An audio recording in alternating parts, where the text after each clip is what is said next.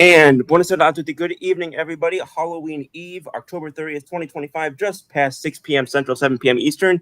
Here with my usual suspects, my buddies, Mr. Brandon Furtado and Jay Cruger. Start with Brandon. How you doing, buddy? Not bad, not bad. I don't know what it is, but for some reason I'm having like a Twilight Zone kind of thing. That's Twilight Zone. How can I describe it? Like, it feels like we haven't been on the show in like 3 weeks for me for some reason, and I don't know why. Yeah, yeah. But like I don't know if anyone else is feeling like Jay. Do you feel that way? Because I don't. I feel like I'm out of it somewhat. You know what, dude? There has been so much going on in this past week for myself, like personally as well. I just to give everybody a little bit of awareness. I got the Jamaican flag in my background tonight because the island that I spent 7 years on. Was going through a hurricane. My grandparents and my uncle, who's like a second father to me, is down there right now. They appear to be doing okay. At least my uncle is, but we're monitoring the situation down there. And I made my Instagram profile public for the time being for the next 24 hours. My Instagram is counselor, COUNSELOR_Kruger. And in my bio is the link to donate to the hurricane victims of Hurricane Melissa. So if anybody, wants to donate like food or money to that cause, it's open right now on my Instagram. So, it's counselor_my last name. I'll put it up. I don't know if I can still edit my name, but I mean, I'll add it in for you, buddy. Yeah. Right now it's like it's something like not related to Freddy Krueger, but otherwise it's been. He'll show up tomorrow. Otherwise, it's been it's been a pretty long week. There's been so much happening in the world of sports right now. We are in the middle of one of the best World Series that I think we've witnessed in a long time. I only wish it was the Yankees that was in it. And, obviously everybody can castigate me, not a real Yankee fan, for rooting for the Blue Jays right now, my namesakes. But honestly, you got to love good baseball either way. And I think we win out either way with either champion, even though I feel like we win a little bit more if the Blue Jays win. But, either way, if the Blue Jays win, great. I love that for Vlad Jr. as somebody who was close to his father. But, if the Dodgers win, I'm a big fan of Kershaw. Go out on a high with an unencumbered ring, even though I think all his rings are unencumbered. But yeah, long week though. A lot has happened, and we're going to talk about that. Absolutely has. And Jay, let me know if you want to make any edits. But I've got. You should see the update down at the bottom of the screen now.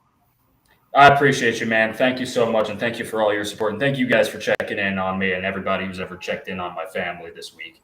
Appreciate it and all. Absolutely. We've all got us Jamaicans, we got an expression, we little but we Talawa, which means for my Patois initiated, we small but we strong. We gonna recover from this. My family included. I love that. God bless you all, and obviously our prayers are with everybody down there and everybody connected to those down there, and everybody who has the ability to try and help out. However, large or small, we're all going to do whatever we can. I know that. Yeah.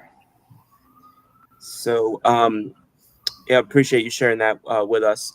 And as you said, there is a ton going on in the world of sports. I mean, when is there not, frankly? Kurt already jumping in says, "What's up, boys? Have a great show." Thank you, Kurt. Hope you're doing well. Hey, Kurt.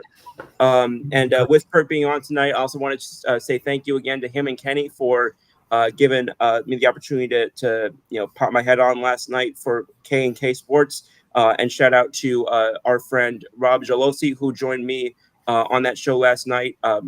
He works with Brandon and I he's with an original on FAH on Football After Hours, where we do post-game work on Thursday, Sunday, and Monday nights regarding the NFL. Brandon and I will be on there later tonight. So just wanted to give him a shout out. He was fantastic. Loved having him on. And thank you again to Kenny and Kurt.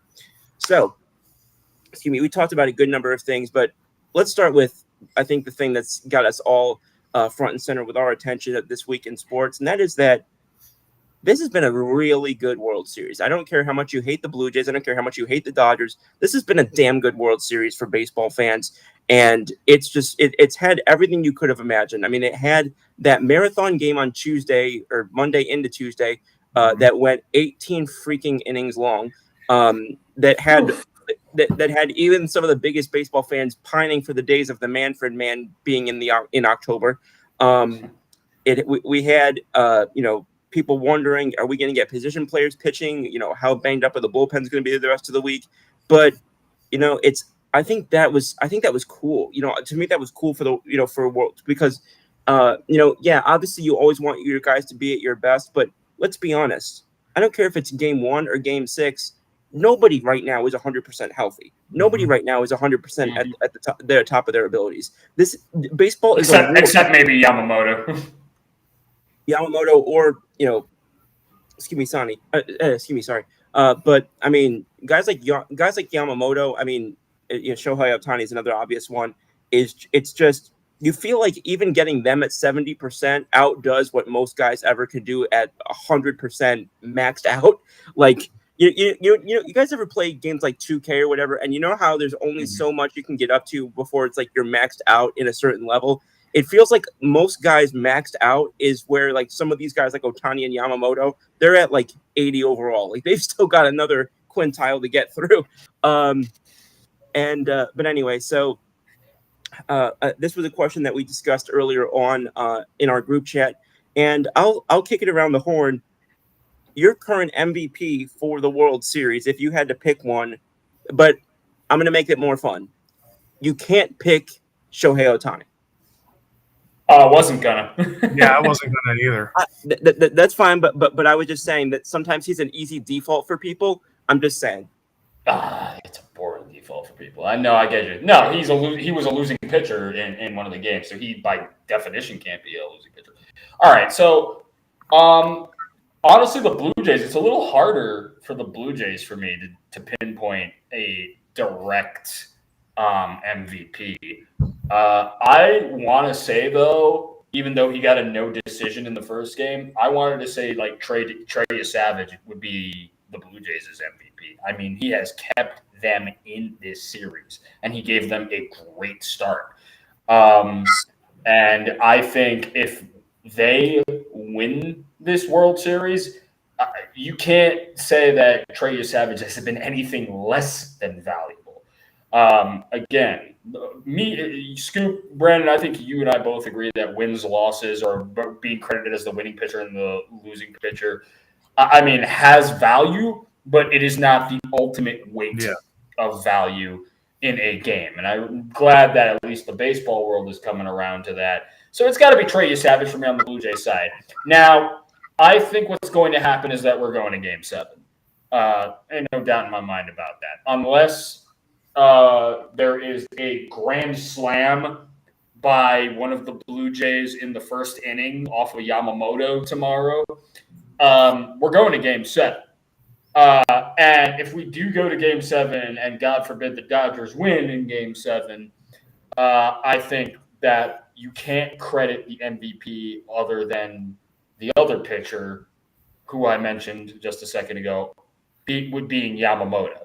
That guy gives you length. That guy, pause. That guy gives you the distance. The guy gives you the distance to win. He is why you brought him over there in the first place. So, can't knock a complete game. We all know what he is capable of in Game 6 if he progresses in Game 6. But ultimately, the fact that he was willing to come in that 18-inning game and not have a position player pitch, to me, that's gumption. That is balls of steel, knowing full well you're going to have to pitch later in the series no matter what. For that alone, he would deserve the MVP, honestly. Have to also shout out Clayton Kershaw for, I know it was one batter.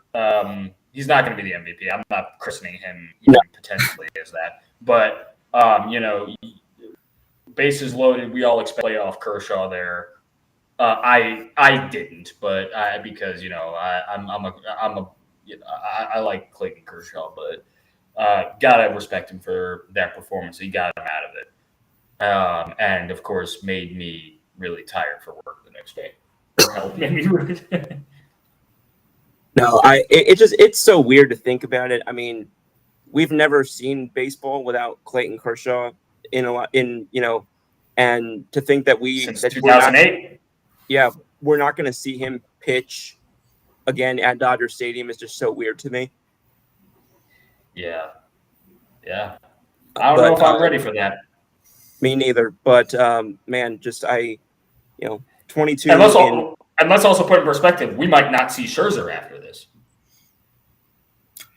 Quite honestly, I didn't even think about that one, which I probably should have. He would be my next favorite non-Yankee if I didn't think he was the next to retire.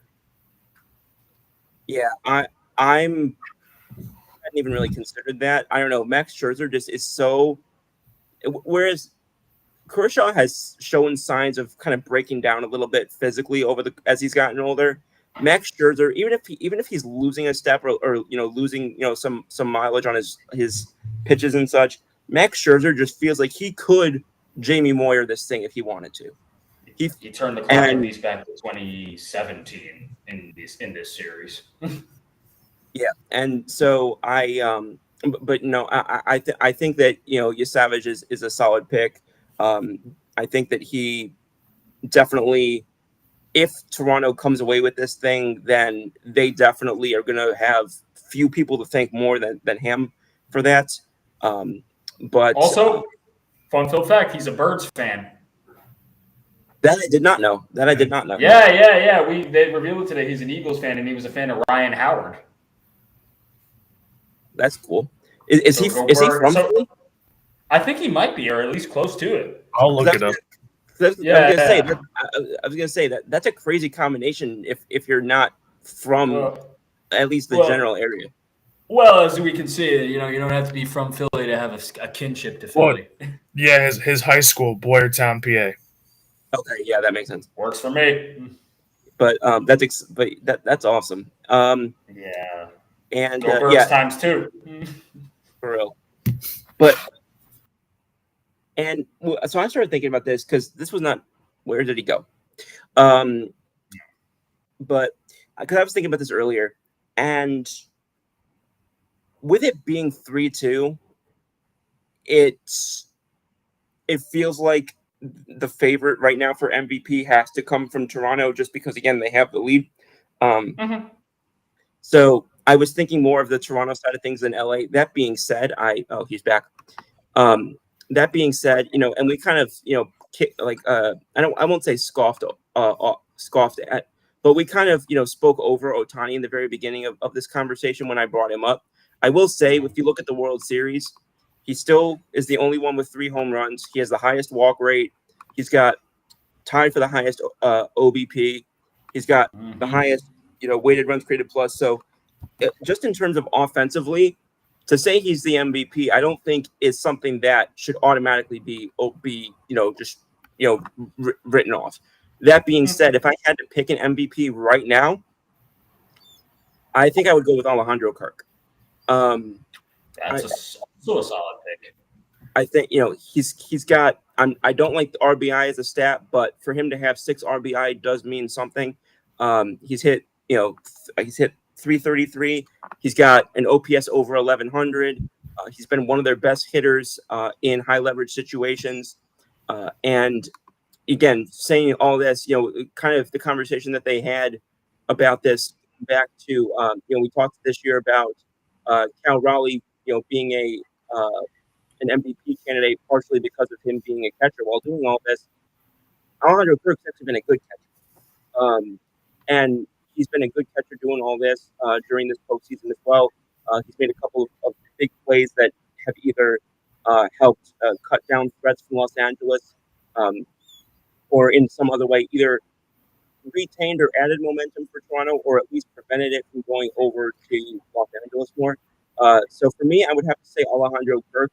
If Los Angeles does pull it back and end up winning this series, I do think that there's going to be a really strong argument for Ohtani to be the MVP in this series.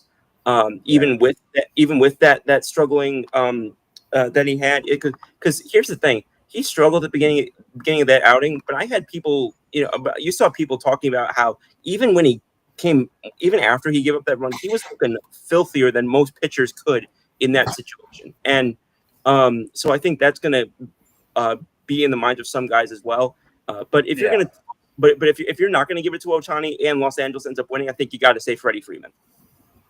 Yes. Yeah.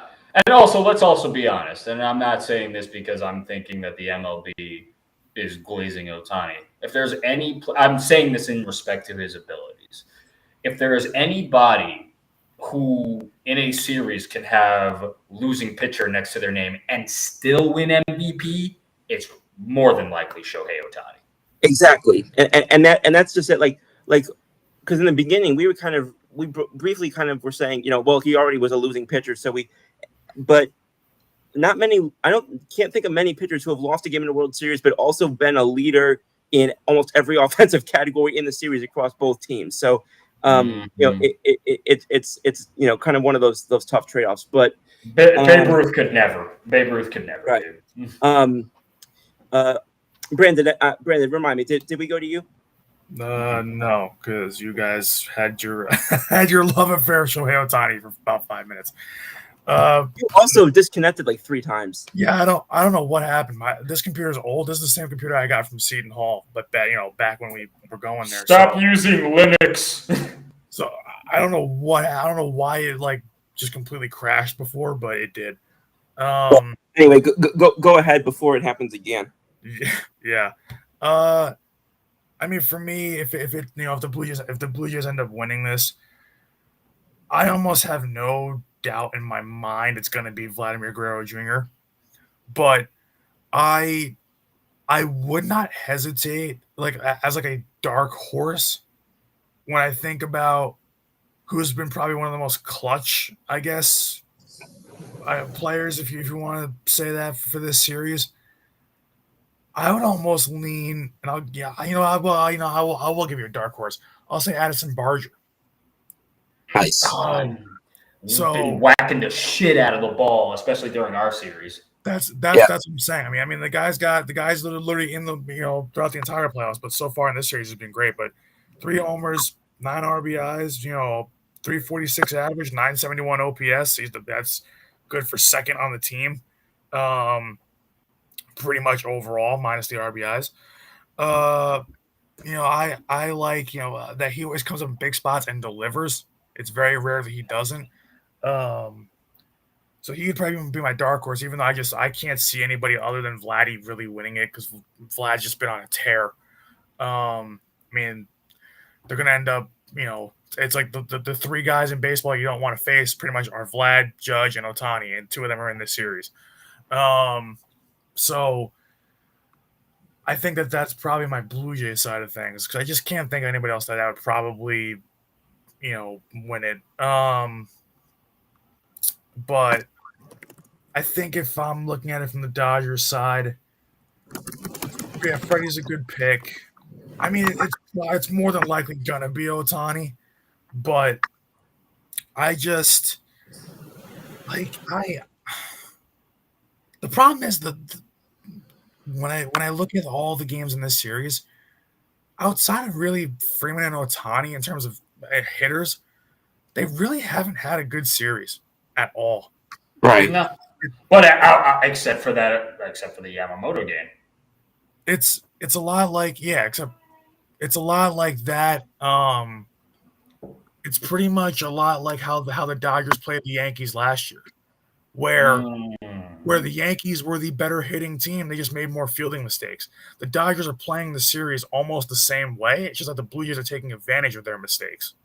So it's like it's hard for me to pick an MVP when it comes to the Dodgers because none of them have really played particularly well, except for really Yamamoto, Ohtani, and Freeman. I mean, that's pretty much the 3 guys you have to pick from. I'm almost tempted to put like an NA next to him because I'm just like I don't think any of them outside of those guys deserve it. Pages and Betts have been horrible. Yeah, it's shocking for Mookie because Mookie's been in the World Series like 1,000 times at this point, and he's won a World Series at two You could different argue. You could argue if it weren't for Trout and Judge, he was the best talent of the late 2010s, early 2020s. Yeah. Like and the thing is, like, I love Mookie, but it's you can't give MVP to a Me guy too. who's not in baseball. You know what? By the way, it reminds me of that meme. You know the meme where it says, where the person's in the office and it says, well, to put it into context, Mookie saying, "Hey, I'm doing bad hitting in the World Series. Oh, you're so sweet." Judge comes along. Hey, I'm not hitting well in the World Series. Hello, HR. You guys ever seen that? Oh, okay, yeah, I know. Yeah. Because what's funny when I'm looking through like all the guys that like you look at the Jays and they have like 3, 4, 5 guys that have multiple home runs in the World Series, that have almost 8, 9, 10 plus RBIs, like batting over 300. Like Ohtani's not batting over 300, but Ohtani's got the home runs, the RBIs, the OPS. Has a stolen base, whatever. But like, I guess the only other guy you could pretty much, as I'm looking through the order, the only guy you could pretty much, I guess, give it to, if it's not, you know what? I don't even think it'd be Freddie, because Freddie's numbers aren't really that great. I mean, he had the big game-winning, homer in that marathon game, but he would have to add on to it in Game 6 and theoretically Game 7. That's what I'm thinking. He is the second scariest Freddie now in October. The other one being Freddy Krueger. Yeah, that was kind of obvious. Like the only guy I guess you can give it to that's just deserving, if they pull it off, because he's had a good series actually, is Teoscar Hernandez. Probably. Yeah, you, Jay. But I mean, because honestly, when you look at just the entire picture, it's like, I mean, this is the first time, or it was like last year, it felt like the lineup, Betts, Freeman, etc., Muncy, for lack of a better word, last year they carried Ohtani in the World Series. Really, throughout the playoffs, they carried him. And then now this year, it's like he's almost doing what Judge did for the Yankees this postseason, and he's pretty much the only one hitting in that lineup. So, like, it's that's why honestly, if you're the Dodgers, even though even we're saying we can't pick Ohtani, like that's the whole thing, but it's probably gonna be because unless Yamamoto throws another complete game tomorrow, it probably won't. Like, Yamamoto realistically doesn't win MVP because he has 2 complete games in these playoffs already. One of them coming in the World Series. If he pitches a third consecutive one, then there shouldn't be any other option for MVP, even if he loses the series. Yeah. The first time since 1960 we give the losing pitch. If he can go back to back complete game like that, he deserves it. I'm sorry. You know what? Yeah. I think the only way he wouldn't get it is if he pitched, as if he had a bad game. Because I mean, he's already. Yeah, I was telling a friend at work today that I'm hoping he pulls a Mike Fultonevich circa 2019. But if he has a bad game, he ain't making it 9 straight innings. Yeah, but it's like like I said, I'm hoping for 14 earned runs in the first. What? No, I was responding to Brandon. What's crazy is I mean, the chances of him doing it again are astronomically, low. It's like that's just right. But they were also low that he would even do it twice in a row in the first. Yeah, but lightning does strike. Lightning does strike twice, but it doesn't strike 3 times. So it could. This series has given us. I mean, if we were to ask for the best series possible as baseball fans without having the Yankees in it, I don't think we could have gotten much closer to it than this. See, now I don't know if you guys feel this way. I mean, I do, just because I'm taking this series hard as a Yankees fan. Because I thought about it this way. This would be a really bad look for the Yankees for 3 reasons. A, you got schooled by the Jays all season long, and then they beat the crap out of you when you played. Oh no, not when you play them. They beat the crap out of you when you play them. So that's 1. 2, you just don't. I mean, this would be the second AL East team to win a World Series since the last time you won one. So that's already kind of you got. No, second. You're right. And then, so that's already strike 2. Strike 3, you're out. Is you played pretty much this same exact Dodgers team last year, and you looked like complete crap to them, while the Blue Jays are making them so far, more or less, look like food. So, well, it's tough because here's what I would say to that is you're well, I forget what the exact phrase is, but it's something along the lines of it's one thing to be the team that loses to the eventual champions. You don't want to be the team that loses to a team that loses to the eventual champions. It's something along those lines. So if the Dodgers winning last year and they eliminated us last year, whatever we want to say, these rosters this year are different than the rosters last year. It's just it is what it is. So in a similar sense, if the Blue Jays win against, excuse me, if the Blue Jays win this year, then I think it's less of a bad look. But against the Yankees, it's a bad look against the Yankees no matter what. But if you're asking me what I think is less of a bad look, I think it's Toronto winning because Toronto directly beat us. Whereas if LA wins, then Toronto, mopped us up and then lost to LA again. I don't think there's a major difference into what's a better look for the Yankees or worse look for the Yankees. I don't think it's a major difference because I think you can make either sound worse or better because on one hand, if the Dodgers win, well, nobody was beating the Dodgers last year, so whatever. And on the other hand, if the Blue Jays win, it's the Blue Jays beat us, so they beat everybody. So I feel like there's ways to either be punitive about it or to be more dramatic about it. Either way, so it's like I think the New York side of thing has kind of just been isolated from my mind at this point. Like how I'm looking at it though is like, coming into this season, the Dodgers are already the reigning champs. They had a good season. It's like everybody's expecting them to be there at the end. Nobody expected Toronto to be there at the end. So it's like, to me, like that's why I guess in my mind, like the way I'm rationalizing it is like, to me, I just like yeah, you can argue for both being a worse look. I just in my mind, I think it's worse that the Blue Jays win because they did what you couldn't do last year. They're the other AL East team that did what you couldn't do last year because pretty much of your own incompetence. Right. And they're playing sound baseball against the Dodgers and making them look silly, So it's like, it's like, it's almost kind of like, and the thing is, think about how insufferable like Dodgers fans are or whatever, it's like they're not. I don't really know many Dodgers fans, to be honest with you. Yeah, I know like 3 of them. Like Blue Jays fans are going to be so, and like Twitter's going to be so insufferable if they win. Like it's going to be. When is X not insufferable though? Let's really is. I mean, I've made peace with. Well, first of all, I know a couple of Blue Jays fans. Probably one. I only know that they're the only ones less in this series that I know the Dodgers fans. So I know one Blue Jays fan. Shout out to my buddy Joseph. But if it's any consolation, Brandon, even if the Dodgers do end up winning this series, let's call it for what it is based on what we saw out of the Yankees' performance, except for maybe 1 or 2 games this playoffs. The Blue Jays are doing what no other team has done to the Dodgers so far in the postseason, and that's make them work. The Brewers didn't do that for sure.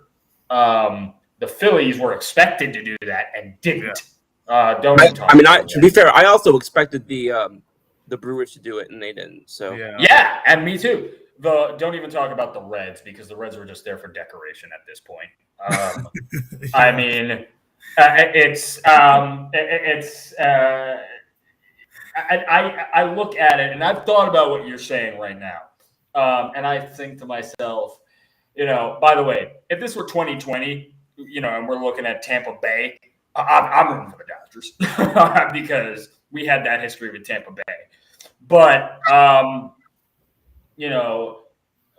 I think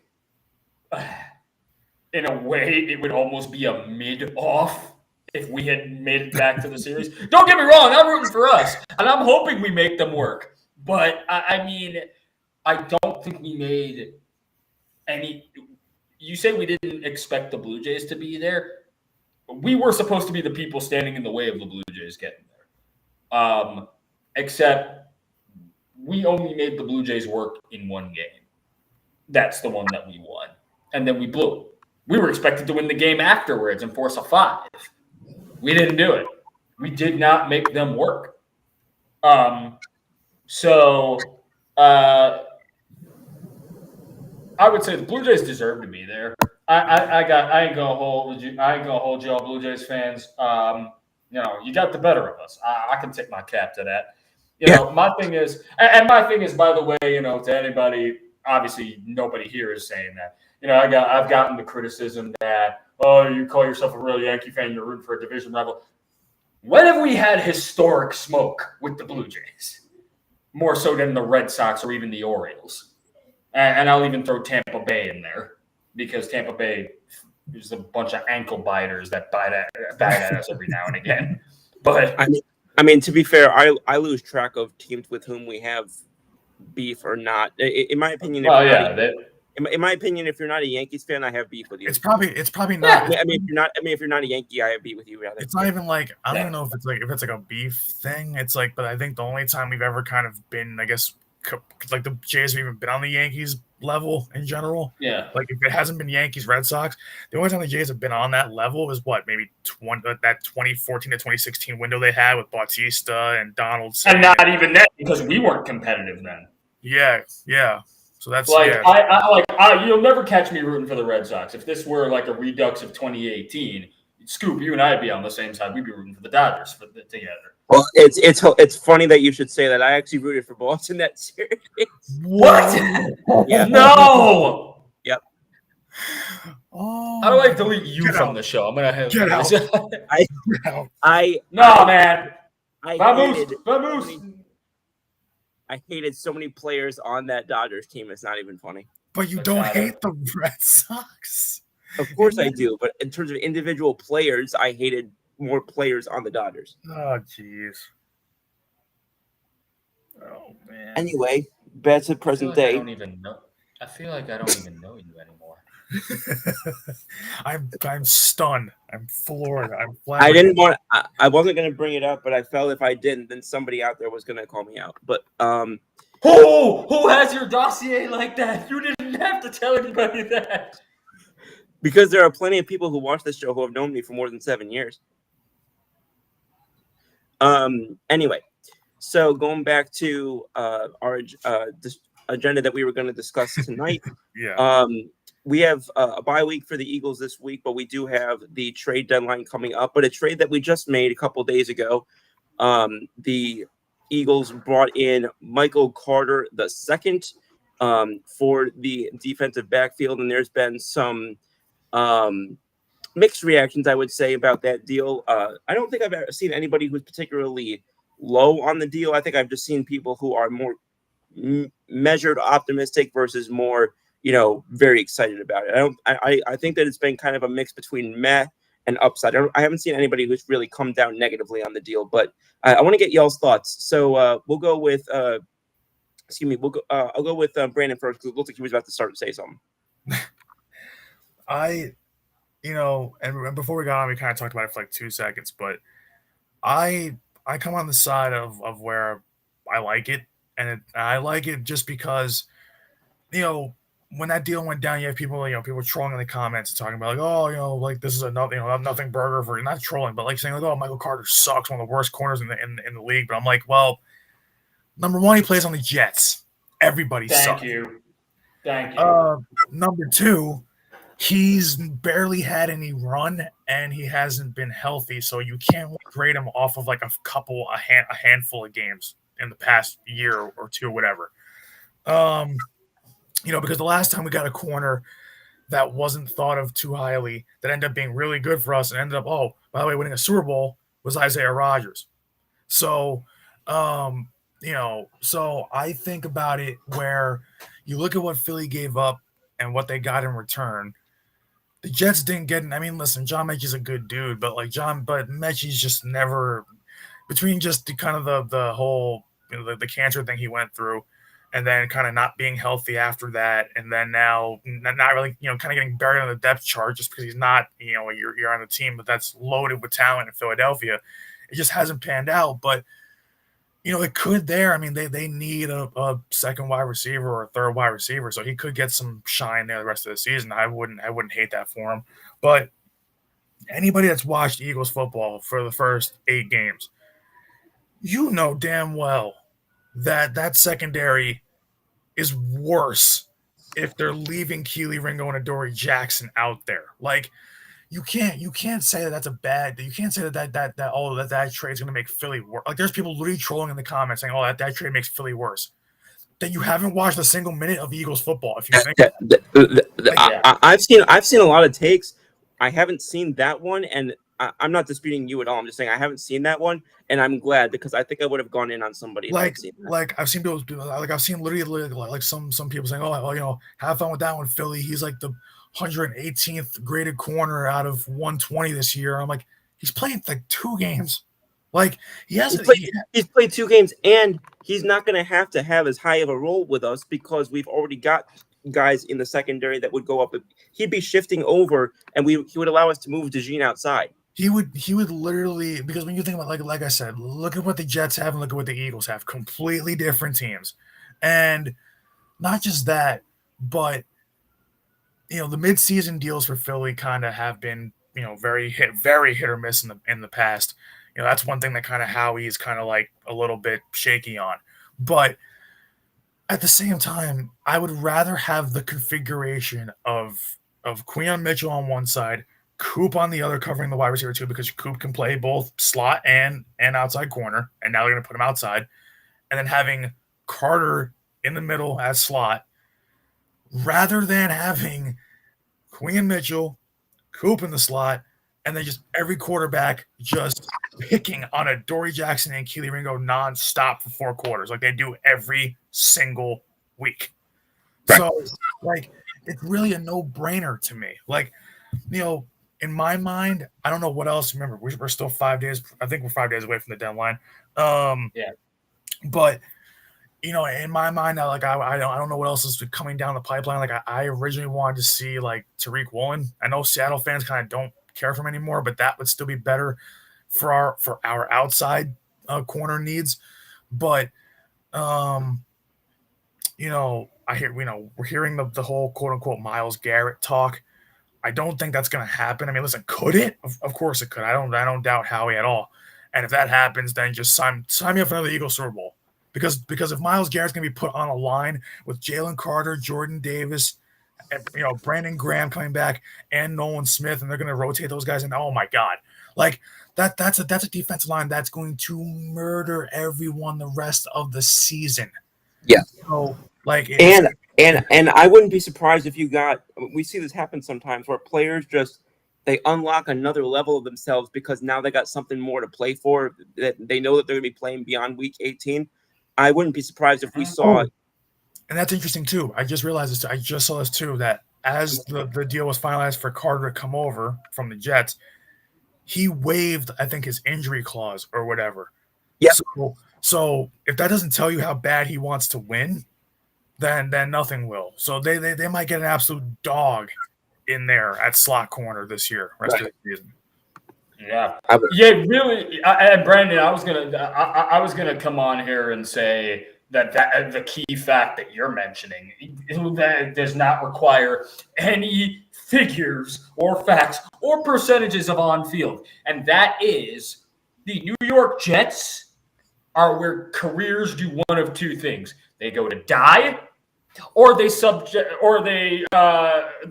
as a transfer station. Sometimes as a waste transfer station. Now that I've said that, let me say how I really feel. I think it's a good trade.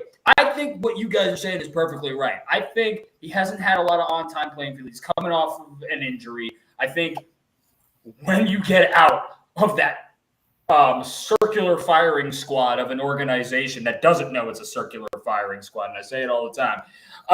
Scoops used to hear me say that. I think you unlock your potential, and I think we saw that with the guy. Oh my God, brain fart. for who we traded for. He's on the chart. He's on the Makai chart Becton? now. Becton, yeah. Yeah, there you go. I think he became. I think he was better as an Eagle, obviously, than as a Jet. Yeah. Yeah, no question. And and let's also remember, and I know this is anecdotal, again, not facts and figures here. Let's all remember who's at the helm here and who's seeing the potential for the good in this trade. It's Howie friggin' Roseman. Like, has he ever really missed these last few years? Like, Right. come on, man. Well, Like, also, the practitioner of the dark arts knows what he's doing. Can I add on to that real quick? Please do. Who else is over there? The GM for multiple years over in New York when he was coming up was Joe Douglas. Joe Douglas is now back as a player personnel executive with the Philadelphia Eagles. And by the way, are we saying that Fangio, if he's bad, Carter, I mean, are we saying that Fangio can't fix him? Are we really saying that? No. That's one of the last things that I would say. Yeah. Because here is the key thing. We're a good organization. We go up against Jerry Jones. We don't have to be discount Jerry Jones like Woody Johnson is. It takes a lot to be a clearance rack Jerry Jones. So, it's funny. By the way, have we all seen the headline where even Woody Johnson was admitting that he's not a good owner? Oh, Jesus. What? Yeah. He said, but there's a caveat. He says, I'm not a good owner in terms of winning. And I'm just like, listen, I'm not an experienced, sports executive. I will admit, I only play one on this show. But to me, winning is, how do I put this to use an industry term, instrumental in being this thing called successful. I don't know if they've figured that out yet. Right. That would be like someone saying, I'm not a good businessman in terms of sales. Like what? Oh, you know what I'm figuring out right now, or what I'm not a good defense. I'm not a good defense attorney in terms of avoiding my clients getting convicted. So what I'm thinking about right now as we get close to this deadline for the Birds is, so you've pretty much, for lack of kind of, I guess, a big splash, you've pretty much solved your secondary needs. So you need that edge rusher probably, unless they do feel content, with Brandon Graham and Nolan Smith coming back. I wouldn't yet, because Nolan Smith is still young, and I think he could benefit by having someone in front of him that can mentor him. Right, and it's also just a weird timing where I think they would have really wished they would have known what they were getting with Graham before the deadline, but they're just not going to. Yeah. The thing is, so, and of course, there's all the rumors of, like we were saying with the Myles Garrett stuff, where it's like if those rumors are heating up as like that, then it kind of, then how he's not done. But if they can't get Garrett because the Browns are hell bent on not moving him, the one guy I'm pivoting to, because it makes too much damn sense to get him, and he's in a crappy team that's not going anywhere. Give me Bradley Chubb from Miami. That was the name I was going to say. Because you know who's coached him for pretty much his entire career? Vic Fangio. And you know who got the most out of him defensively? Vic Fangio. And you know what he'll do in Philadelphia on a way better defensive line? He will kill opposing quarterbacks and the running game. So I don't care about the whole injury thing, because that's kind of the risk you run with everybody you bring in at the deadline. Yeah, I think that in the NFL in particular, I find that thing to be so overplayed. Yeah, it's like and certain guys just don't pan out. But a guy like that, like you bring him into this defense. Like, who's the best player that Bradley Chubb has played with in all his years in the league? Maybe Von Miller when he was a Bronco. Did he overlap with Ndamukong Suh or no? I can't remember. Me neither. But in recent times, his best teammate was what? Jalen Phillips. So and he's somebody else I think the Eagles are looking at too. Yeah. But I think that I wouldn't load up on both of them. You only need one really. No, I know. I'm saying that I don't think that would be a package deal. I'm saying that I think that they've discussed both of them with Miami. Yeah, and I don't each of them rather. And I don't think. I would think that if Jermaine Johnson would have came, I think he would have came over in the Michael Carter deal. So I think Jermaine Johnson's out. That's fair. So to me, it's got so it's pretty much down to Chubb or it's Garrett by some stretch of the imagination. So I realistically think it's going to be Chubb. I don't think it's going to be Myles Garrett. I do too. And if it is Chubb, I would not have any. Oh, absolutely not. Yeah. I don't have a problem with Chubb either. Somebody, I don't know how you boys feel about this. It's a random account, but of course, somebody on X said Browns receive hypothetical trade. Browns receive Nolan Smith, Quinyon Mitchell, Jihad Campbell, and Eagles receive Myles Garrett. No. I don't. I'm in Never mind. I'm in Mississippi, so those drugs are not legal in this state. Yeah, I don't know about that one. Wait, Jay, who gave that? Who said that? Guy named. Oh no! Wait! Stick a pin there. The person then says in the second line, "We're supposed to be a smart fan base. The names listed merely represent the last 3 first rounders by the Birds. Nothing else to it." I don't know what this person means by that. I thought they were serious for a second. My bad, guys. I'm about to say hell no. Yeah, if we did that, I mean, if someone tried to do that on Madden, it should kick them off the server. It's funny because one of the comments says you spend too much time on Madden. Yeah, if that ever actually happened, I mean, so my apartment's on the 19th floor, and I'm really glad that my windows don't open all the way for what I'm thinking I would do. Oh, Jesus. Real quick, I'm not sure if Jay knows her, but I know Brandon does. Our friend Nicole Gizzy is in, says, "Go Blue Jays." Yeah, I've seen Nicole. Okay, cool. And she also says, "Hello, young Scoop and friends." That is a parody on this sort of ravenous celebrity crush that she has on this guy named Youngblood. But Nikki, hope you're doing well. So, with that being covered, we'll pivot. We'll talk a little bit NBA for a moment. Since I know each of our teams are having polarized different starts to the season. Jay, I think you are off to the start of what your Sixers are 4-0? Yeah, clap your hands, everybody, for Philadelphia 76ers. So that's exciting for them. It's the other side of the coin over here with the Pels. We started 0-4, have had a significant lead in the second half of every single game and managed to lose. The fact that the plus-minus yesterday for Trey Murphy was even worse than DeAndre Jordan. Brandon, our guy Rob Jalosi hit me up during the game yesterday and said, "You guys really started DeAndre Jordan over." And he was mentioning guys. He was like, "You guys got Jeremiah Favors. You guys have oh man, his name's escaping me right now. Derek, I forget his last name. But he's like, you guys have exciting young talent, and you're starting this guy who was on the street 5 days ago." And I was like, I don't know, because I'm giving Joe Dumars the benefit of the doubt, but some of these, and I don't know how much of a decision he had in him being a starter. Maybe it was just but again. We also had once again, we have a Zion injury situation. He's got that contusion thing that he's dealing with.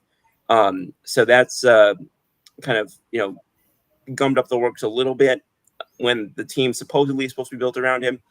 I wouldn't have built this team around him this year only because he's never proven that he's able to have a team built around him that can withstand it when he inevitably gets injured in some capacity. So building a team solely around him would have not been my first choice, and I don't know if that was their idea or not, but if it is, I find that somewhat flawed. But I'm still trying to hold out hope that when he comes back, this thing can gel. I love some of the young guys that they brought in. I'm still, I'm big on Yves Missi from last year. You guys know that I mispronounce his name earlier. It's not Jeremiah Favors, Jeremiah Fears, excuse me. So yeah, so not a ton of positive to say from here, although I do like what our young guys have done. I at some point kind of wonder if we just roll it out and just say we may win 20 games this year, but we want to let our young guys develop. I kind of hope that's what we end up doing, but we'll have to see. And Brandon, you speaking as a Brooklyn Net fan, the organization that I used to follow, in fact, the organization I think Jay and I both used to follow. Yep. Yeah. So, how is it going back over there? And tell me your thoughts on the first few games. Well, we're pretty similar to your pals, Scoop. We don't want to play any of our rookies for whatever, God knows whatever reason. Well, actually, I know the reason. It's tank season, baby. Again? Yes, because we're Sorry, pissed. dog. We're pissed that we didn't. That no, I want them to tank. I love the Nets, but this is not the Nets team I grew up with. It's not the Nets team that I even remotely knew when they were winning games with Joe Johnson early in the Brooklyn years, or even this isn't even close to even the KD and Kyrie team that played 20 games together.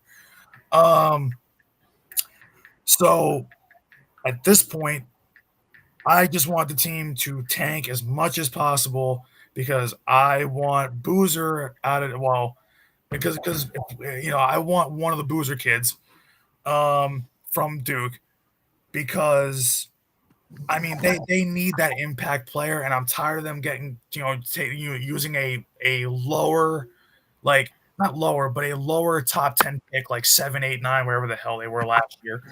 I'm tired of them using that and taking some guy from overseas that I've never heard of in my life. I want. Is that the Israeli guy? Yeah, it was one of them. I mean, what's funny, when he actually played, he's been good. But the thing is like I don't want another like Nolan Traore. I don't like him. I didn't like the draft pick. I didn't like him this so far in the couple games that he's played both in the summer league and a couple minutes he's got this year. No, I don't like his game. I still hold out hope for Danny Wolf, even though I think he's injured right now. Same thing with Drake Powell that we got. But I think that I want I think that also they're going in on the tank. At least it seems like it to me, because they're kind of pissed that they didn't tank enough when they should have last year to go and get Cooper Flag. So, I want them to just tank because you're 0-5 already. You have the worst record in the league because some teams are 0-4. I think a lot of teams are 0-4 or 1-4. I think the only team that's 0-5, or one of maybe two teams is 0-5.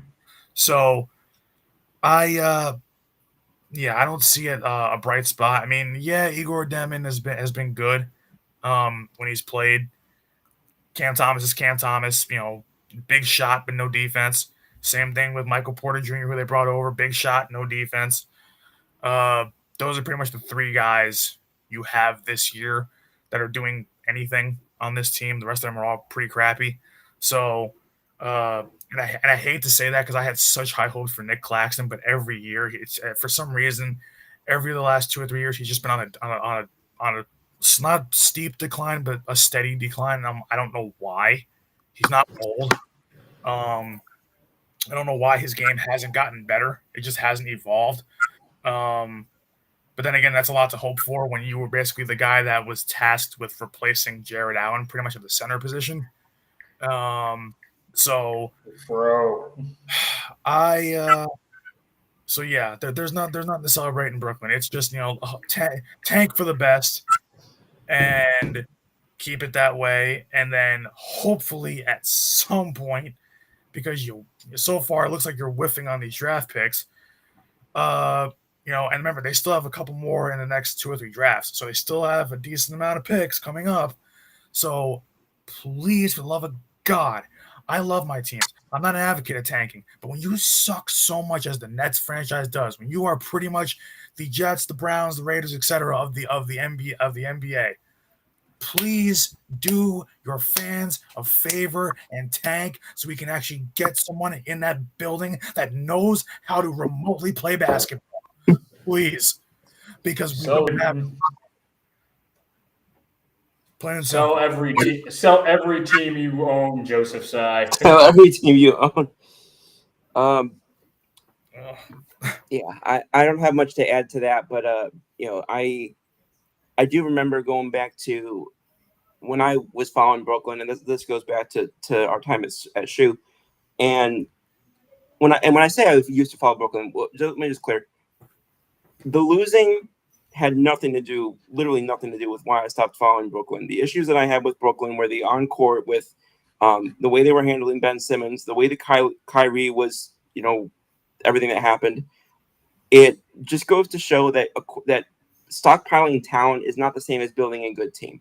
Yeah. And there was no chemistry there whatsoever between him and KD and originally Harden and then Simmons. James Harden completely. I gained so much hatred for James Harden, the way he handled the situation in Brooklyn.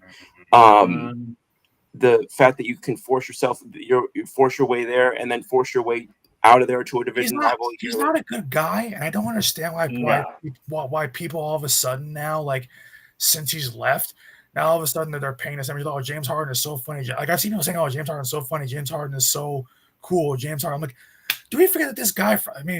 Pardon my French, because we can't curse, but we can go ahead. But this guy's an asshole. Yeah. Like, why the hell? Why are we like celebrating him all of a sudden?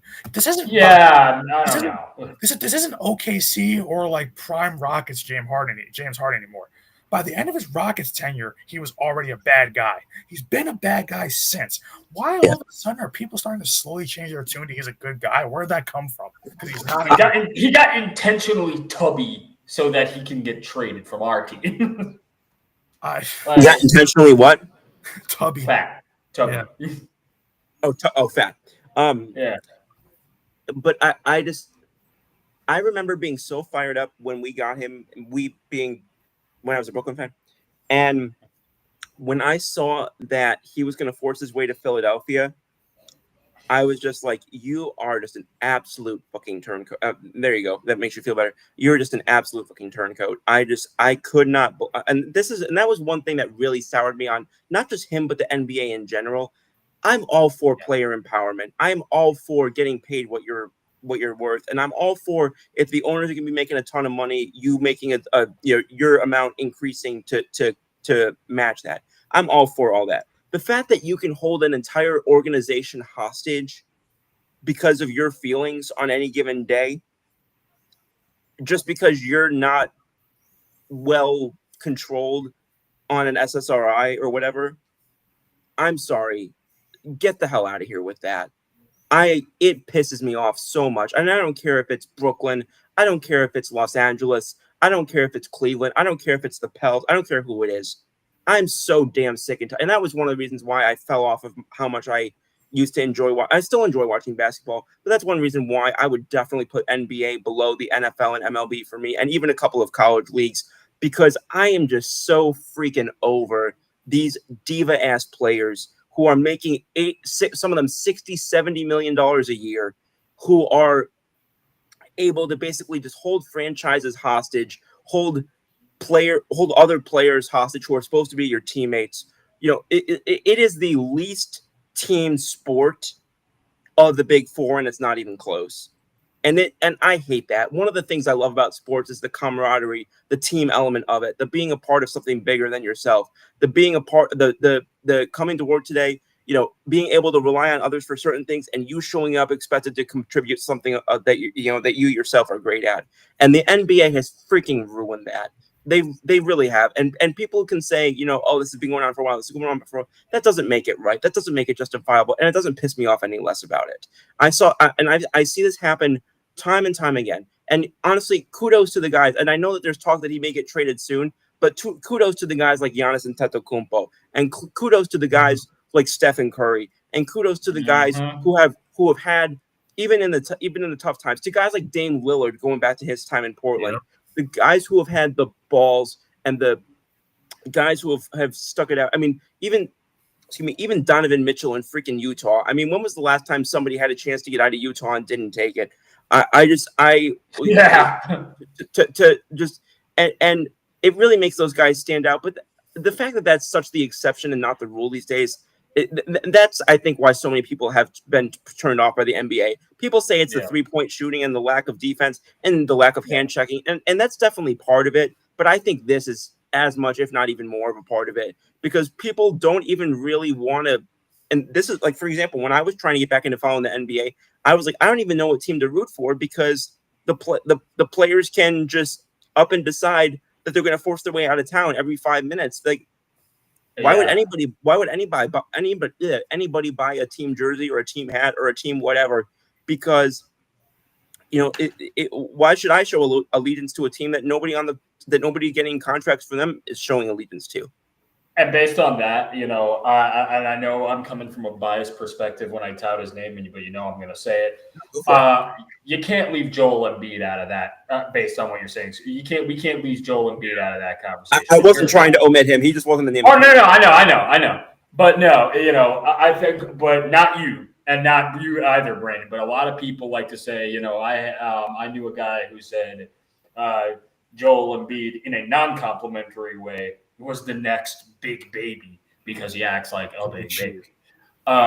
You cannot tell me that a guy who is suffering from palsy, I forgot if it's Bell, I don't know if it's not cerebral palsy, it's Bell's palsy, and playing on one friggin' leg.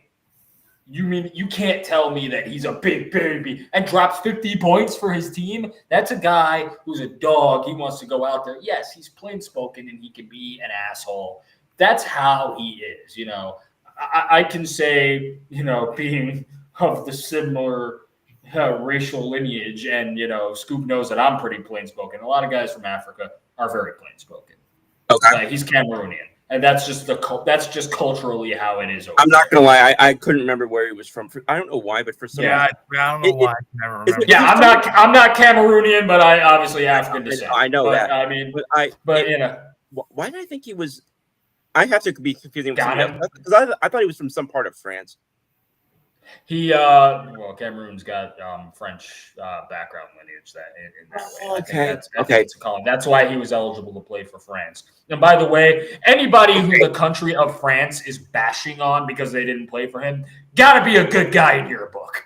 Has to be. If France is bashing you, you're doing something right. I'm sorry, not to be anti-French, but But yeah, that went down a pathway I didn't expect. But hey, listen, But hey, I mean, they surrendered their rights to him. So yeah. Oh, jeez. But yeah, no, I mean, but you guys are right. You contrast that. I don't even know how he ever played with Harden in that case, because I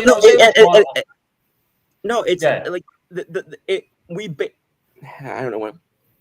Both fan bases got. I'll do the Stephen A here.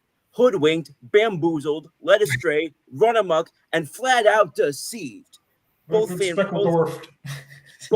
fan bases did, because we were convinced. Each one was like the optimistic future partner that was like, I can change her, I can fix her, I can change him, I can fix him, and both got exactly what they should have been expecting that they were going to get. One got a Ben Simmons, who played when he felt like it, who went away for 2 months, at a time, who spent less time, who put his foot on a basketball court less than me at one point, because I was managing for a high school team. And on the flip side of it, you got James Harden, who went over there, and I'm sorry, I don't know who the hell thought that adding James Harden's ego to the egos that were already in that locker room was a good idea. But you talk about, when we talk about pretty bad trades with regard to being lopsided, if you want to talk about a true lose-lose trade that I can think of, that's one of the few major lose-lose trades I can think of in recent memory. Neither organization got any better with regard to that deal. Yeah, and you can listen. I have my problems with the way Daryl Morey handles certain things with this team. I get, but Daryl Morey, when Harden is out there calling Daryl Morey a liar in public. Yeah, I remember that. And my thing is, like, Daryl Morey listen, he's an analytically driven GM, which I can, in his case, appreciate. I mean, dude, you're getting old. You're not being productive on court. Your best years were behind you, and of course, you're acting like a little bitch baby anywhere you go. Well, that's I want to respond to what you said about Daryl Morey. So he's calling Daryl Morey a liar, right? That may have held more water if you didn't get ran out of OKC, ran out of Houston, ran out of Brooklyn, and ran out of Philadelphia.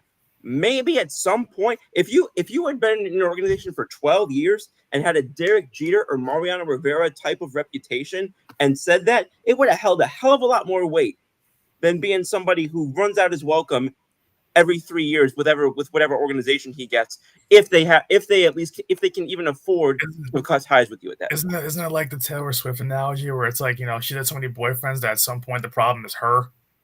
Yeah, I mean, I'm noticing a common thread there. It's like maybe you're just not a good person. And listen, maybe Daryl Morey made you make verbal promises. That's valid. I mean, we can go into the legalities of that and the issues with that. And yes, people should.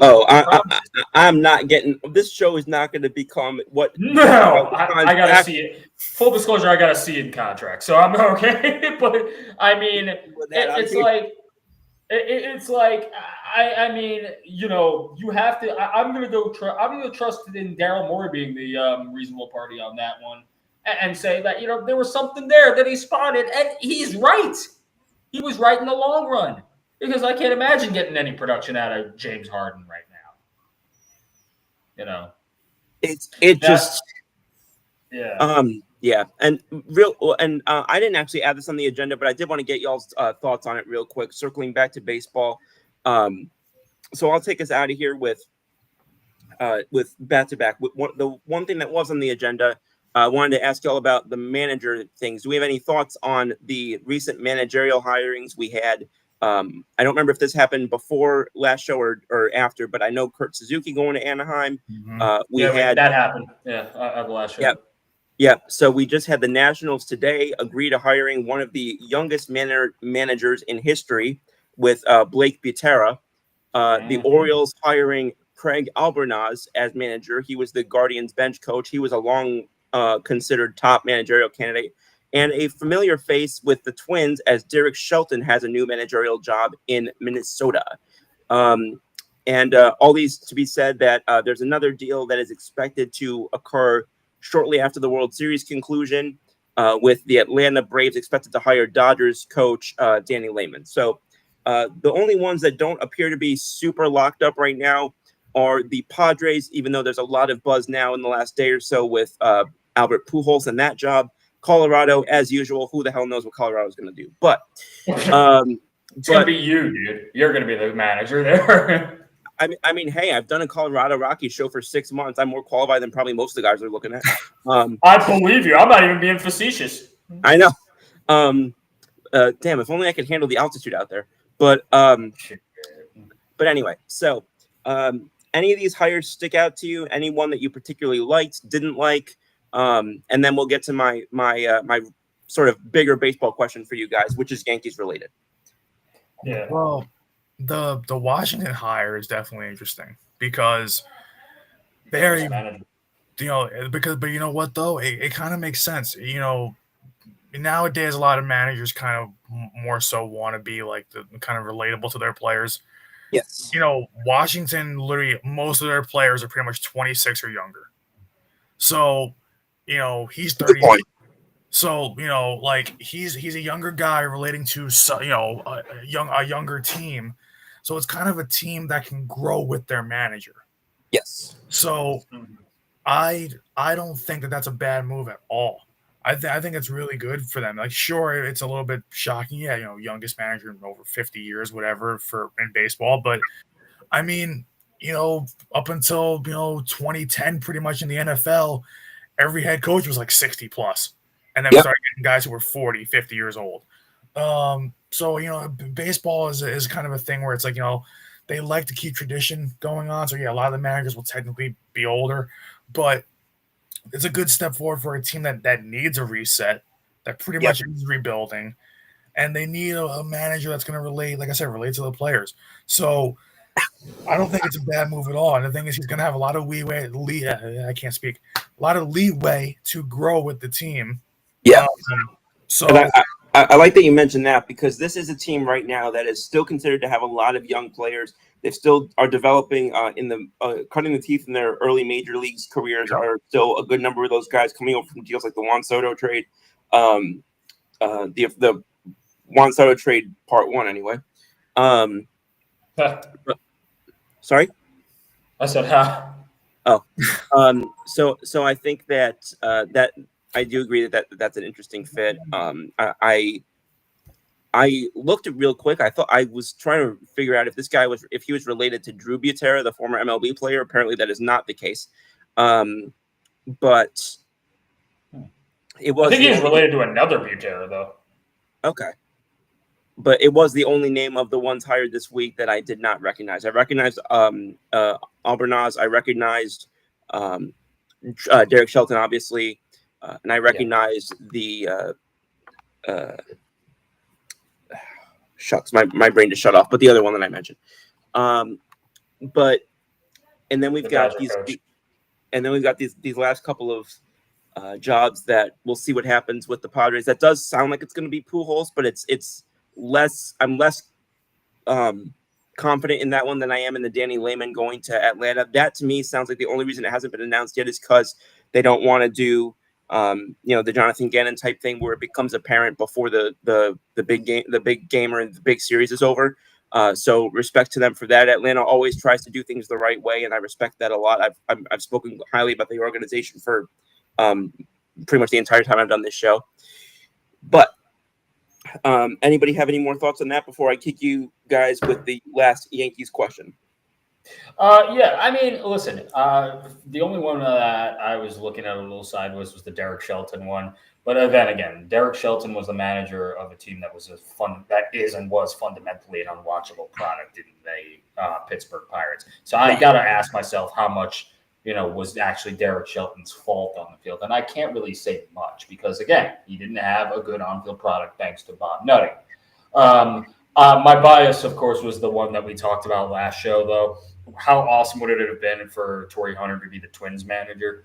I kind of was hoping that was the route in which it would go. And I honestly kind of thought that it would be – I thought it was going to be him until we got the 4 finalists, and it ended up being Ramon Vasquez from Boston, James Rosen from New York, and then obviously Shelton, and I can't remember the other guy. Are we surprised, by the way, and this is a name that hasn't been mentioned, and, pardon my ignorance if my take does sound ignorant. Are we surprised that Alex Cora isn't on the hot seat? Or was never on the hot seat? I think that I would have bless you. I think that the rebound that they had in the wake of the trade of Rafi Devers to San Francisco, I think the fact that they got caught so much heat after that and really outperformed even San Francisco after that period of time, I think that saved his ass quite a bit. I think he's very much in the conversation for a job change at the end of this past season. Had they not done that, or had they done it and the roles been reversed where they fell completely off, and and honestly, because that's why I give credit to him again. I've credited him a lot more than I expected to since he took over. But Craig Breslow really seems to have his finger on the pulse in Boston. He really seems to know his organization and his people, which is obviously crucial. And I tip my hat to him because I did not expect him to have the success he was going to. When he made that trade, I was like, what the hell is he thinking? And I thought that this was going to be, I thought that was going to doom his resume. I thought that was. We thought it was going to be Chaim Bloom 2.0. I was literally just going to say I thought it was going to be his version of the Chaim Bloom Mookie Betts trade. But no, it ended up being what I think Chaim Bloom hoped the Mookie Betts trade would have been. Although I don't think although there was never any evidence that Mookie Betts was anywhere near the clubhouse pariah that Rafi apparently was. But so yeah, I think that we have to see how next year goes. I think there's a good chance that a poor season next year puts him out there. Yeah. But again, this is somebody who he does have a World Series ring, which that always is going to buy you a little bit more time. And it's also somebody who just oversaw that part of that tournament. Now, what level that Alex Cora deserves of credit there, who knows? But even as a New York fan, and I have a very, very negative opinion of Alex Cora, but I do have to give credit where credit is due, and I think that he definitely deserves some credit for why Boston had the season that they did after that trade. Mm-hmm. Yeah. Like, when I say I have a negative opinion of Alex Cora, I am not saying he's a bad manager. I do not like him, and I think that he has done some things that I cannot look past. He is one of 3 people that I cannot just forgive and forget when it comes to the Houston thing, and the other 2 being obviously Carlos Beltran, and the other one being the coach that was up there, AJ Hinch. But the fact of, and even AJ Hinch is a little bit less for me because he apparently tried to stop it several times. But anyway, getting off track there. Going to my Yankees related topic. We got perhaps some, to me, it was astonishing news this past week, where the Yankees let go of 3 Yes Network personnel, including longtime fan favorite John Flash Flaherty, Dave Valley being another one, and former Yankee pitcher Jeff Nelson being the third. Those 3 guys will no longer appear on Yes Network, and as such, going forward, they are going to be bringing into more of the forefront, bringing in, elevating David Cohn. They're going to be elevating Joe Girardi, and they're going to be elevating. I'm trying to remember who the other one was. It wasn't Al Leiter. There was Coney was always there. But what I meant is Cohn was kind of a part time guy. What I mean is, like, this is basically going to be their number 1 crew now. It's going to be Cohn. It's going to be I think O'Neill. What am I saying? Cohn, O'Neill, and Girardi. And let me tell you this, I freaking love it. I love that booth. I feel bad that we say goodbye to Flaherty, because I was a fan of his. In fact, if I remember correctly, I think he either got asked if he wanted to be the manager, or I'm sorry, if he wanted to interview for manager back in 2018, or he asked if he could interview. It was one of the 2, but I know that there were connections between him and the managerial position back in 2018 or 2017. But that booth going forward, I didn't think that I was going to love Girardi as a guy in the booth as much as I did. He is great. He's what I try to be when it comes to What's the Scoop, where he blends the analytical side and the eye test side so freaking well. Yeah. And he knows how to talk to both subsets of people. So yeah, I'll just kind of open-endedly ask this. What do you think of the new booth? What do you think of the losses of Flaherty, Nelson, and Valley? And how do you feel about this new booth going forward? Presumably with Michael Kay still having a heavy influence, but with that sort of big 3 now taking the broadcast going forward with Coney, Paul, and Joe. I'll start with Brandon. Well, first of all, I like the new look. I mean, those guys I've loved since day one.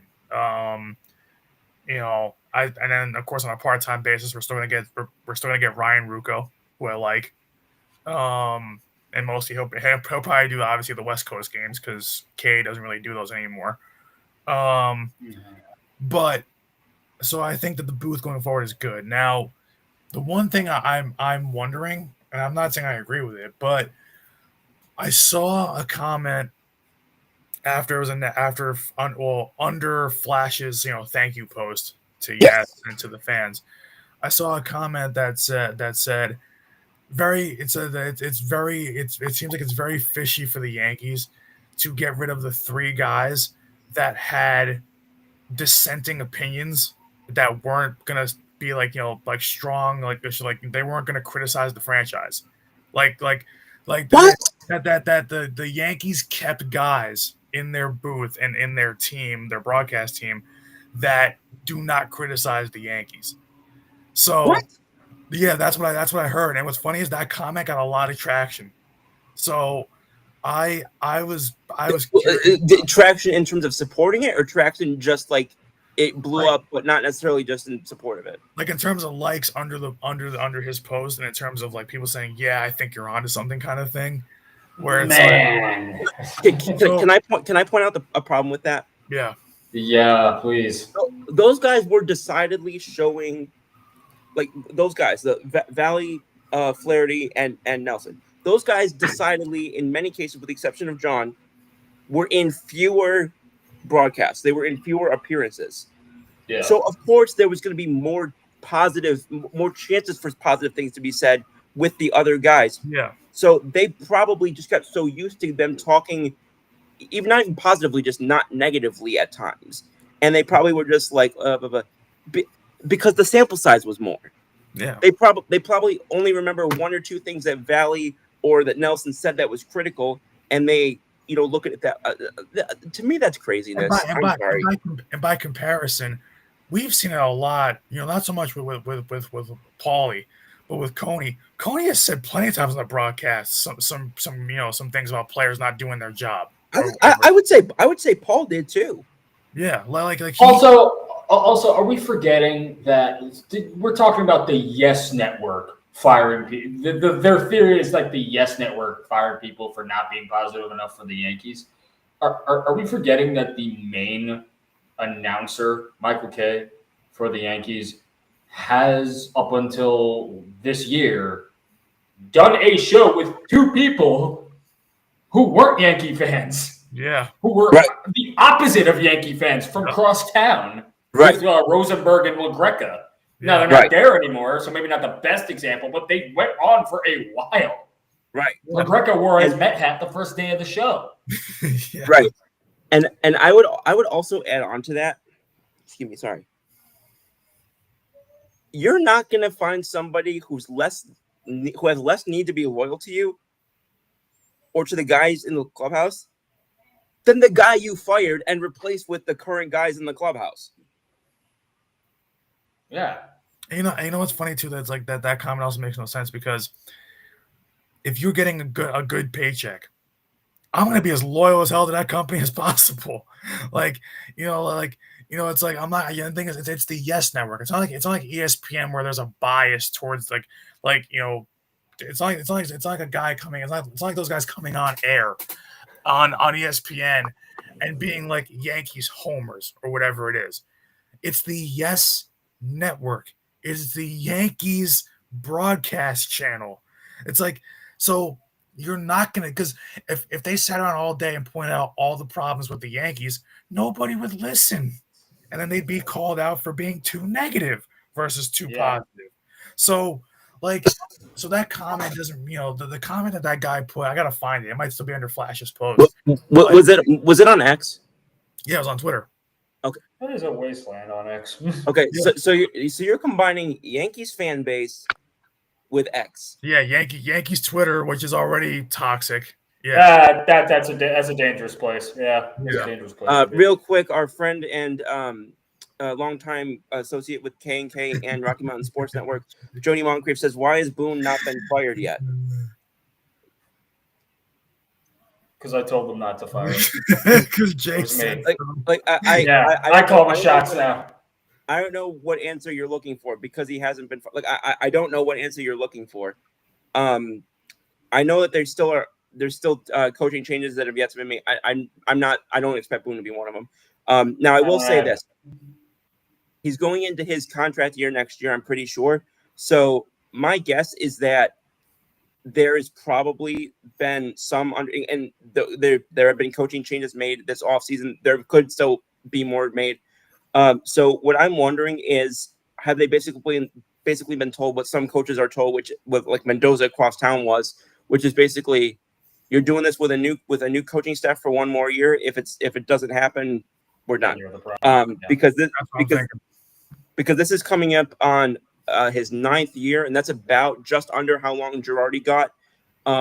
And so I wouldn't be surprised if he's basically been told, you've got 1 year left to turn it around or to, take the next step. Again, I also don't look at it and think that there's been a ton of things that have kept us from winning the World Series that inherently Boone has control over. I think that between players, some of it being roster construction, I think there's blame to go on players. I think there's blame to go on hitting and pitching and base coaching and base running coaching. I think there's blame to go certainly on front office, Cashman and otherwise. So again, and again, so much of our problems I think happen at the minor league level. Boone has no control over that, literally, none. So and thankfully that's coming to light nowadays, right. But it's still not, of course, enough to satisfy the X crowd on Yankee X. I don't give two shits about it, trying to satisfy them. Good. But so that would be my thought. Is I would say focus your attention on the changes that are being made throughout the organization, because there's been some minor league changes that have been made. There's been some coaching changes on the staff that have been made that are expected to be more. So those are the things that I would definitely say that I would take more of a holistic look at it, because yes, Boone is still there, but I also, again, I will stand on what I've said the entire season. If you're expecting changes to be made, the whether or not Boone is back is not going to be what makes or breaks the changes that you wanted. Is the best way I can put it. He was not, just cutting him out was not going to make it automatically better. Boone does control the lineup, and he makes horrible moves with it. I mean, a lot of managers do. Yeah. That's the thing, is if we fired every manager, if every team fired every manager who made bad lineup decisions, I mean, shucks, Dave Roberts gets criticized every postseason for poor lineup decisions, and he's been in I think 4 World Series and then potentially going to win his second. So, it's. Yeah, I don't disagree with you that he's made bad lineup moves at the time, but I also think he's made very good lineup moves at the time. I think there was 2 instances back over the last couple of years where part of their ability to navigate bad injury stretches and whatnot was partially because of him. So I'm fine with giving him the criticism, but I also think that the fans who want to give him the criticism aren't quite as quick to give him the full 30,000 scope view. Travis Chapman was let go. He was a base running and fielding coach. That was necessary. That was a necessary move. Bullpen coach was moved out. Some people didn't like that. I thought that was necessary as well. Sad to see Mike Harkey go. He's a longtime Yankee coach, but again, sometimes change is necessary. I don't think that. If you ask me if is he on the hot seat, absolutely. And I wouldn't be surprised if things don't. And when I say get better next year, I mean go all the way next year. I wouldn't be surprised at that point if both Cashman and Boone aren't out. Because at some point, I agree that there is a point where sometimes it's just out of necessity. It can't keep going on like this. It just can't. Yeah. I've reached that point with a lot of people in the organization. I haven't with Boone, but I have reached that point with a lot of people in the organization. If they are, because I'm pretty sure Cashman recommended to Hal that they hire Boone. So if things don't go, if the deal doesn't get done next season, I'm guessing that it's probably going to be, okay, you guys were a package deal, you're both out. That would be my guess at this point. Yeah. I know some people thought this should have happened now, but I think that there's, Giannis Antetokounmpo said a year or two ago, he said there's steps to success. I also think there's steps to the opposite, which is I think that sometimes you don't go and make the wholesale changes right off the rip. I think sometimes you think, okay, let's try, improving these things. Okay, that worked, or it worked, but not as well as we wanted to, or it didn't work. So we go to the next level. I think this is a much more methodical approach than maybe some of the Yankees are used to. Is it right? Is it wrong? I don't know. But I'm just saying that if you're asking me why he hasn't been fired yet, I think it's because they're actually trying to be more targeting the areas in which the organization truly failed, like base running, like bullpen, like minor league, like player development. I think they're trying to actually target the actual issues rather than, okay, we've got, you've got, an arm disease, so we're going to give you open heart surgery. Anyway, so I rambled on that one for a while, but either one of y'all guys got any final statements to make before I'll go catch on some TNF? Yeah, only one for me is just going back to basketball. Listen, I don't think he's going to win the MVP. I think that's going to go to Giannis. But listen, you got to respect my man Tyrese Maxey. He's dropping points so far, and honestly, the Sixers are making me believe again. I mean, let's go have a good season. But ultimately, to round it all out, great show today, guys. I mean, and thanks for giving me the time, Guys, I'm sorry, we got breaking news coming in. What we got? So the other day we saw Brian Kelly and LSU part ways. Yeah. LSU and AD Scott Woodward are going to be parting ways as well. Jesus. Interesting. And the governor of Louisiana had his finger on the scale on that too. Yeah, it says this move comes in the wake of Governor Jeff Landry's criticism of Woodward and declaring he wouldn't make the hire in the football coaching search. So, damn. Southern politics really is great because I can't. College football ain't enough up here for New York for Kathy Hochul to be more in on that. Nor would I trust her to do even if it was. But yeah, it's I've heard of a lot of things being potentially being state run. I've never heard of state run football, but no, this is why it's new to me. Yeah, no, for real.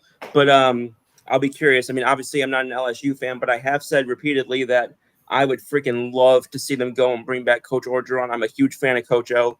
A lot of respect for him, a lot of admiration for him. And even though I'm not, again, as a lifelong Tide fan, I would never root for LSU. I definitely would love to be able to see him, back in the SEC. I think that he definitely deserves another chance to coach. I thought that he wasn't the problem when they let him go, although that was more kind of a mutual decision back in 2021, I think it was. But Coach Orgeron, I think definitely, if it's not at LSU, deserves a chance to coach somewhere, at least as an assistant. Anyway, I'm sorry, Jay. Rex Ryan was joking around about being coach of LSU, saying, "Hey, for $54 million, hell yeah, I'll be coach of LSU." Maybe not a terrible idea. But I mean, I also have said I think Rex Ryan deserved more of a chance than he got. I mean, people said, he was a mediocre coach in 2 organizations. Okay, did you see the quarterbacks that he had? Yeah. If you can give me a top 8 or top 10 defense and good enough with those quarterbacks, you're one of the 32 best coaches in pro football. I'm sorry. Yeah, I mean that's legendary. No, you didn't cut me off. I was going to say something ridiculous, like I don't think for the rest of my life that the 76ers are going to lose another game. I'm kidding, but no, awesome. I'll close with saying, listen, thanks you guys for, going back to how I started.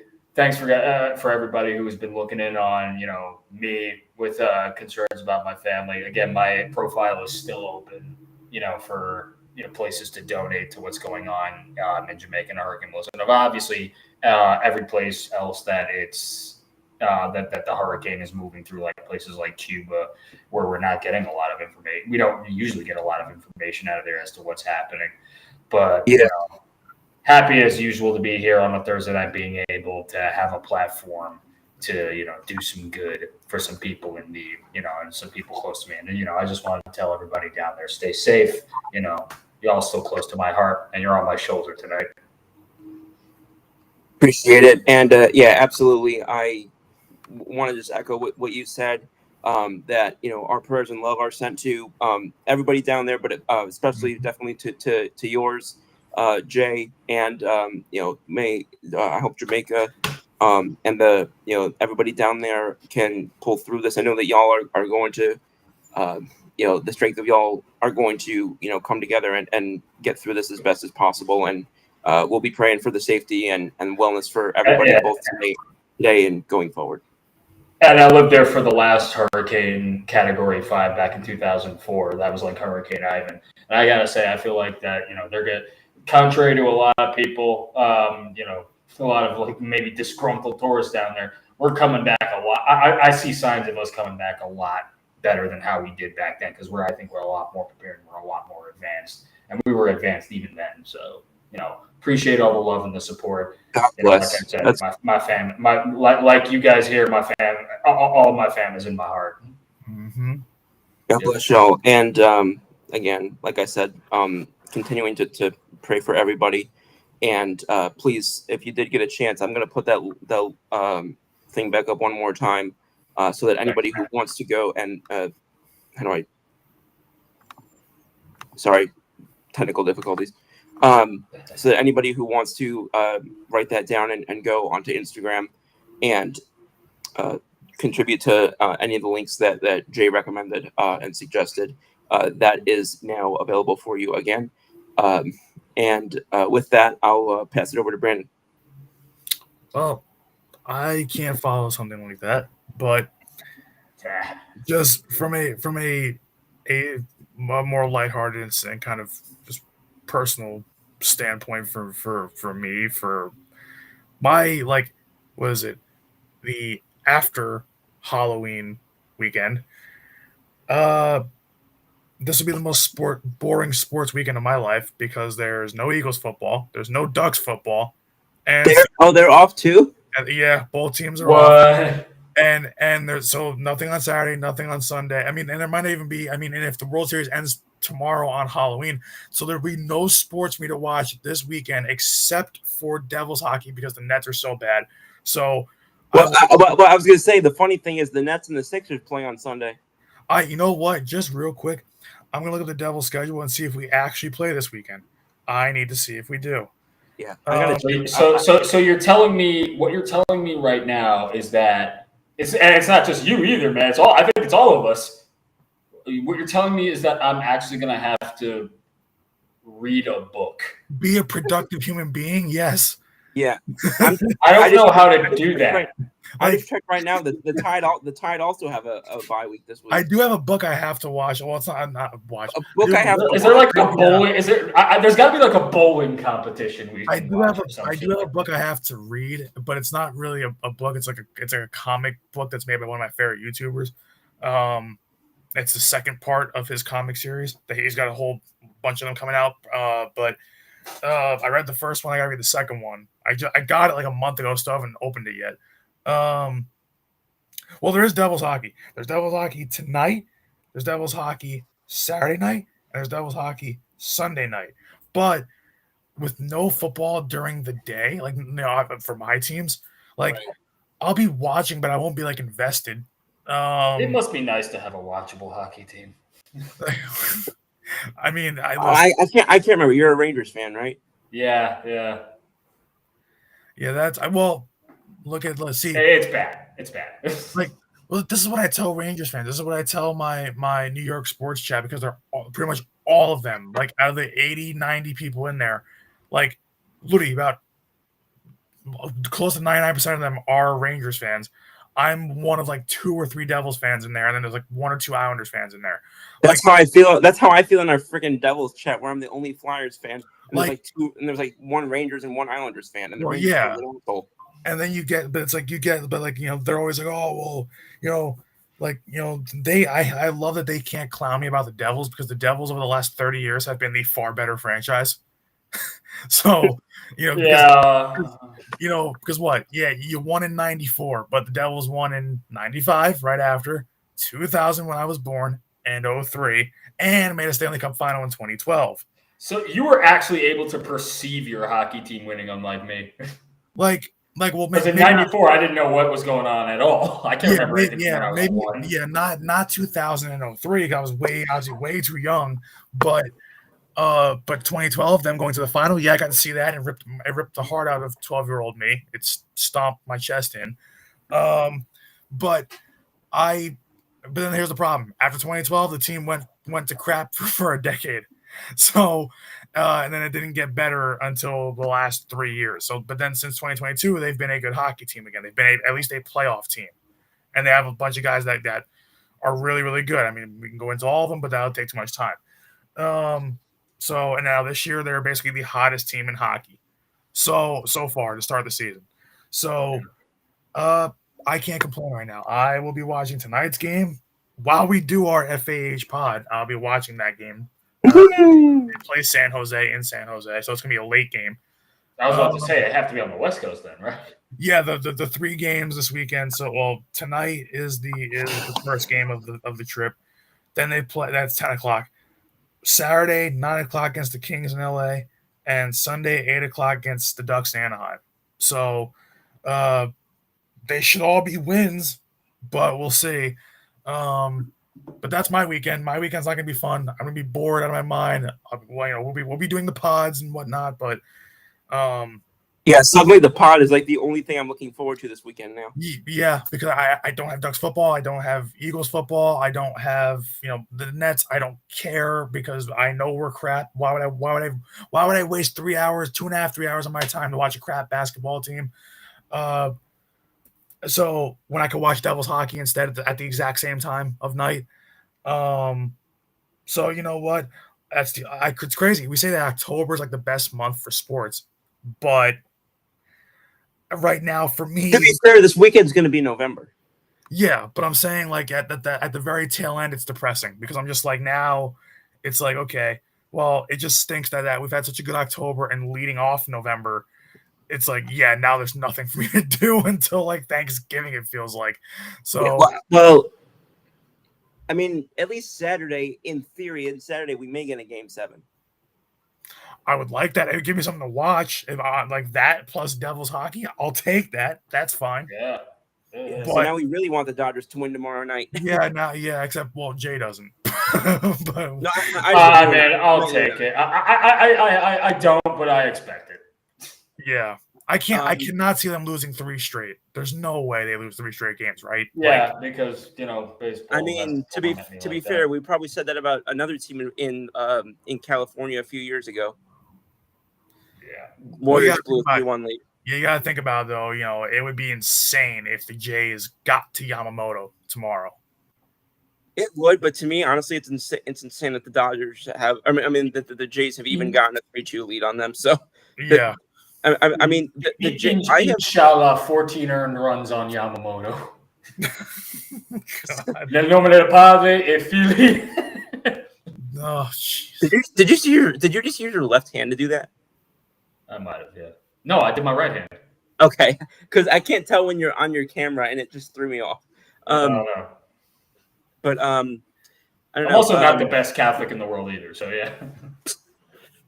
Anyway, I won't make that a focal point of this show. But and that being said, well, one thing I will tease this a little bit. I know we've had some discussions behind the scenes a little bit about some things regarding WTS and some things that we might be bringing forward. So maybe this weekend would be an opportunity for us to do a little bit of that and maybe talk a little bit more about that in a future show.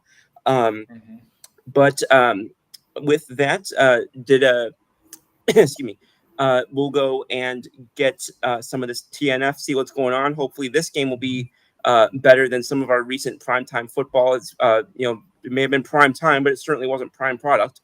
Not even when it's on prime.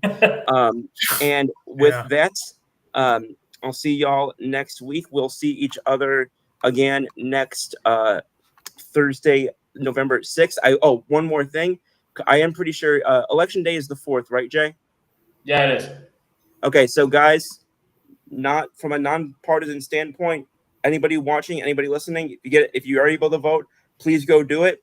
It's very important, and I want to just encourage everybody to go and do their civic duty, as they say. We're very blessed to be able to have, even if it doesn't feel like sometimes we have as much power as we'd like, we have a heck of a lot of power compared to a lot of others in this world, and it's a good very thing to encourage to go exercise it. So I please ask everybody who can vote to go do so. And I just wanted to end with that. Yes, sir. Same Scoop time, same Scoop channel next week, November 6th. Scoop, Brandon, and